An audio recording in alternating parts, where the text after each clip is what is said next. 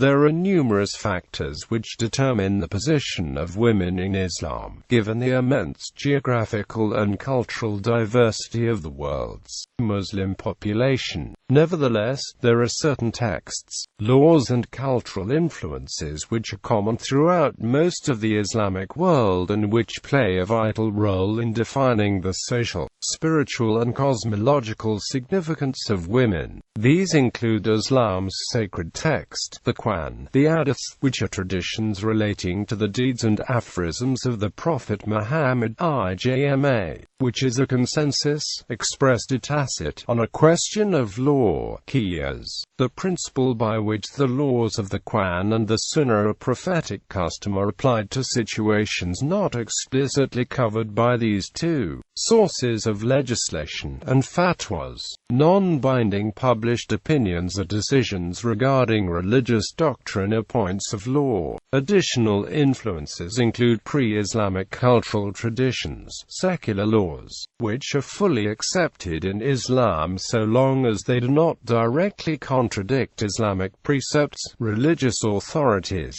including government-controlled agencies such as the Indonesian Ulema Council and Turkey's Diyanet, and spiritual teachers, which are particularly prominent in Islamic mysticism or Sufism. Many of the latter, including perhaps most famously Ibn al-Arabi, have themselves produced texts that have elucidated the metaphysical symbolism of the feminine principle in Islam. There is considerable variation as to how the above sources are interpreted by Orthodox Muslims, both Sunni and Shia, approximately 90% of the world's Muslim population, and ideological fundamentalists, most notably those subscribing to Wahhabism or Salafism, who comprise roughly 9% of the total. In particular, Wahhabists and Salafists tend to reject mysticism and theology outright. This has profound implications for the way that women are perceived within these ideological sects. Conversely, within Islamic orthodoxy, both the established theological schools and Sufism are at least somewhat influential. Accordingly, women are accorded a greater social and cosmological role. As is the case with other religious paths,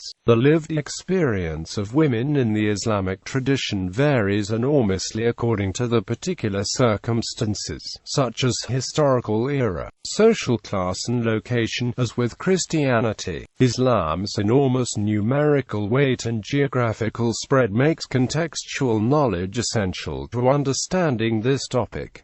Gender roles. Gender roles in Islam are simultaneously colored by two Quranic precepts: spiritual equality between women and men, and the idea that women are meant to exemplify femininity, and men masculinity. Spiritual equality between women and men is detailed in Surat Al-Ahzab. Verily, men who surrender unto God, and women who surrender, and men who believe, and women who believe, and men who obey, and women who obey, and men who speak the truth, and women who speak the truth.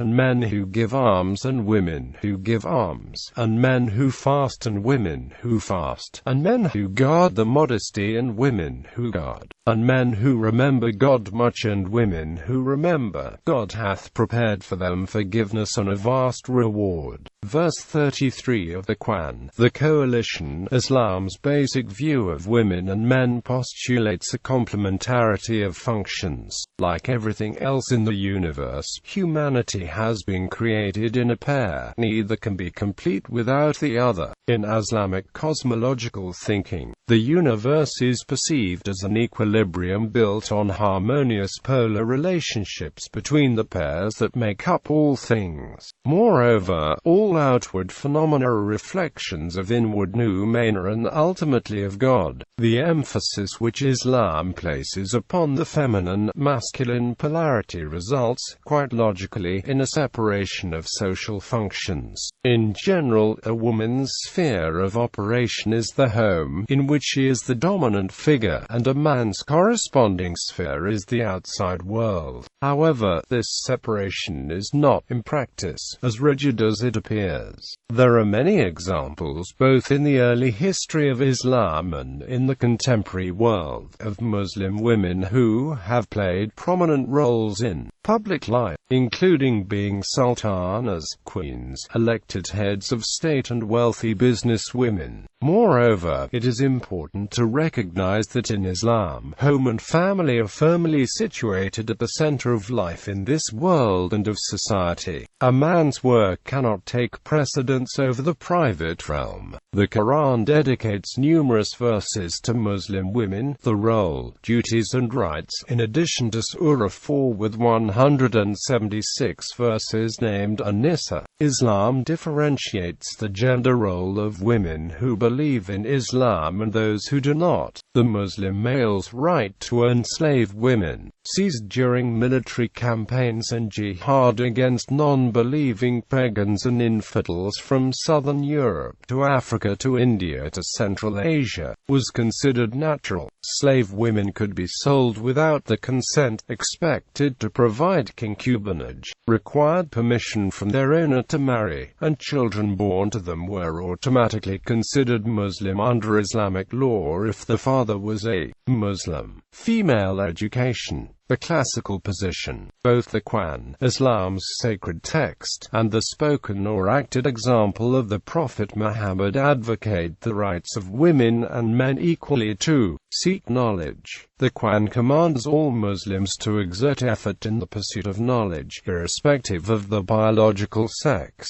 It constantly encourages Muslims to read, think, contemplate and learn from the signs of God in nature. Moreover, Muhammad encouraged education for both males and females. He declared that seeking knowledge was a religious duty binding upon every Muslim man and woman. Like her male counterpart, each woman is under a moral and religious obligation to seek knowledge, develop her intellect, broaden her outlook, cultivate her talents and then utilize her potential to the benefit of her soul and her society. The interest of the Prophet Muhammad in female education was manifest in the fact that he himself used to teach women along with men. Muhammad's teachings were widely sought by both sexes, and accordingly at the time of his death it was reported that there were many female scholars of Islam. Additionally, the wives of the Prophet Muhammad, particularly Aisha, also taught both women and men. Many of Muhammad's companions and followers learned the Qu'ran, Hadith and Islamic jurisprudence from Aisha.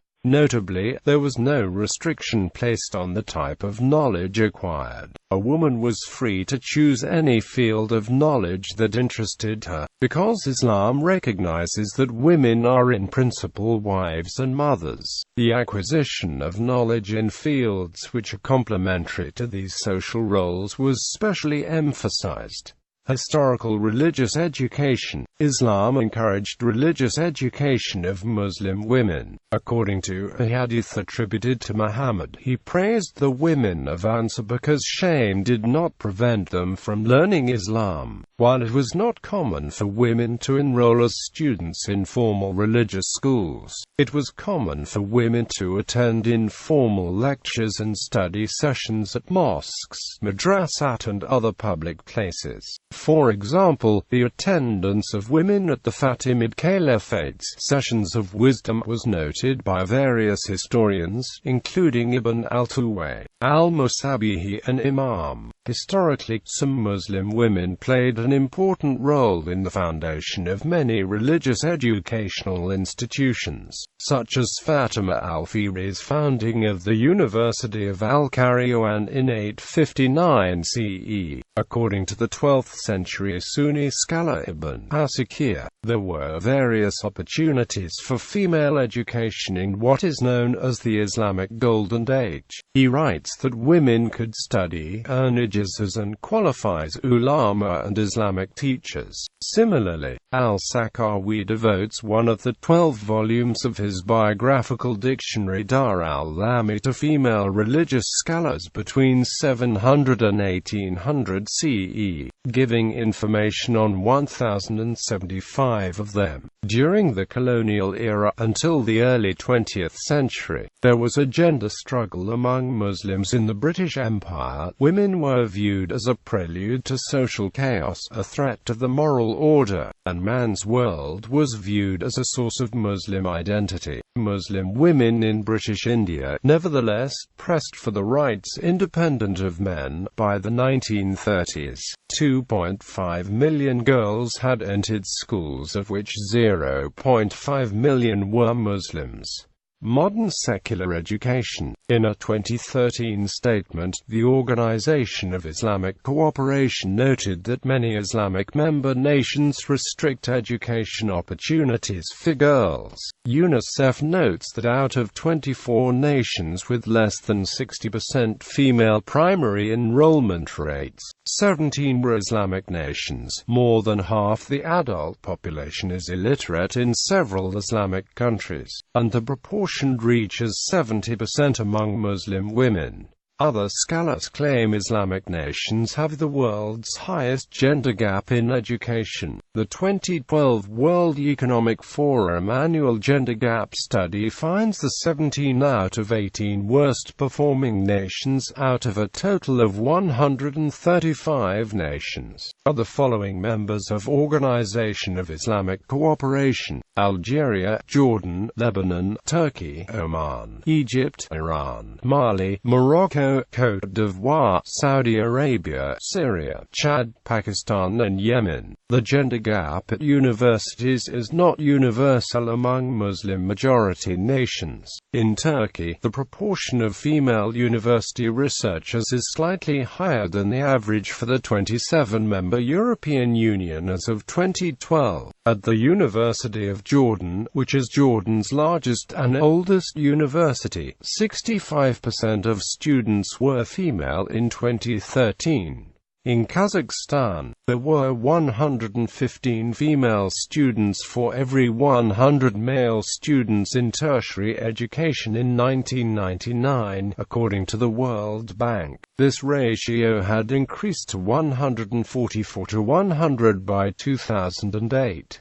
Similarly, in Malaysia, Algeria, and in Saudi Arabia, the majority of university students have been female in recent years. Other estimates suggest this rising presence of women in education may be limited to universities. For example, a 2005 study reports that even while literacy has been improving since the 1970s, the overall female literacy rate in Saudi Arabia is 50% compared to male literacy of 72%. UNESCO estimates many Muslim-majority nations had about 50% or less literacy rate in its adult women population in 2010. Examples include Morocco, Yemen, Bangladesh, Pakistan, Niger, Mali, Gambia, Guinea, Guinea-Bissau, and Chad. Egypt had a women literacy rate of 64% in 2010, Iraq of 71% and Indonesia of 90%.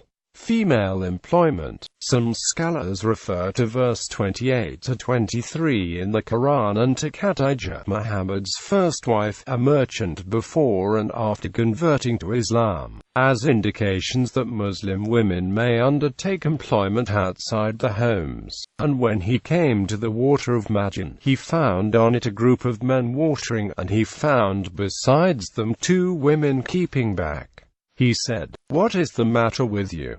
They said, "We cannot water until the shepherds take away from the water, and our father is a very old man." Traditional interpretations of Islam require a woman to have her husband's permission to leave the house and take up employment. History during medieval times, the labor force in Spanish Caliphate included women in diverse occupations and economic activities such as farming, construction workers, textile workers, managing slave girls, collecting taxes from prostitutes, as well as presidents of guilds, creditors, religious scholars. In the 12th century, Ibn Rushd claimed that women were equal to men in all respects and possessed equal capacities to shine, citing examples of female warriors among the Arabs, Greeks and Africans to support his case. In the early history of Islam, examples of notable female Muslims who fought during the Muslim conquests and fitnas as soldiers or generals included Nusayba bint Karabi, Amara, Aisha, Kahula and Wayfara. Medieval Bimarestana hospitals included female staff as female nurses. Muslim hospitals were also the first to employ female physicians, such as Banuza family who served the Almohad Caliph ruler Abu Yusuf Yaqub al-Mansur in the 12th century. This was necessary due to the segregation of male and female patients in Islamic hospitals. Later in the 15th century, female surgeons were employed at Sarafed and Sabuncuaglus Sarahayatul Hiriyi. Modern-era patterns of women's employment vary throughout the Muslim world. As of 2005, 16% of Pakistani women were economically active, whereas 52% of Indonesian women were, according to a 2012 World Economic Forum report and other recent reports.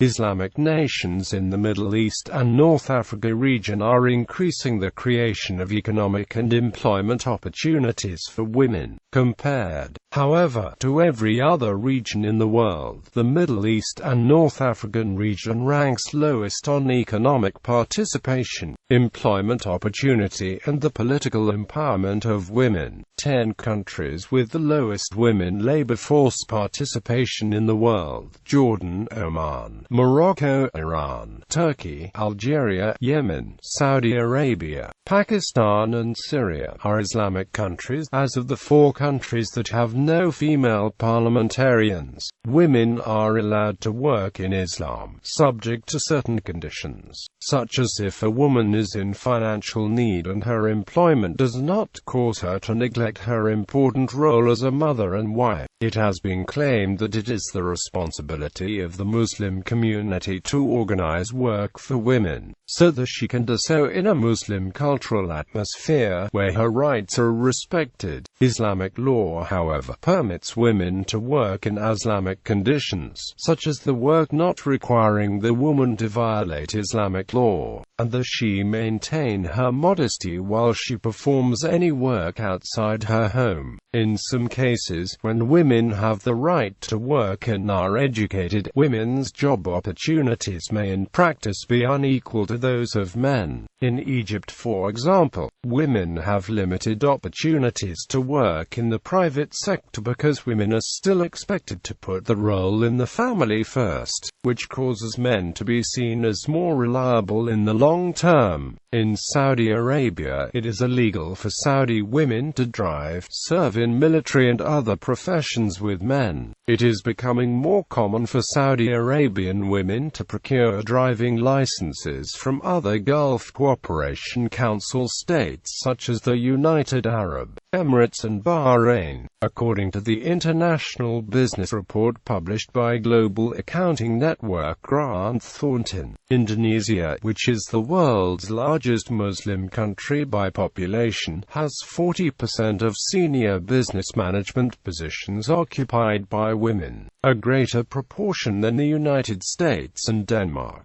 Prominent female business executives in the Islamic world include Gulur Sabanci, the CEO of the industrial and financial conglomerate Sarbanshi Holding, Umit Boyner, a non-executive director at Boyner Holding who was the chairwoman of TUSIAD, the Turkish Industrialists and Businessmen Association. From 2010 to 2013, Bernadette Ruth Arawati Setiadi, the CEO of PT Kalb Pharma Tbk, the largest pharmaceutical company in the ASEAN trade bloc, Atia Kenua Wafuni, the director of Trans TV, a major free-to-air television station in Indonesia, and Alita Fra, a founding partner of the UAE-based investment platform WOMENA.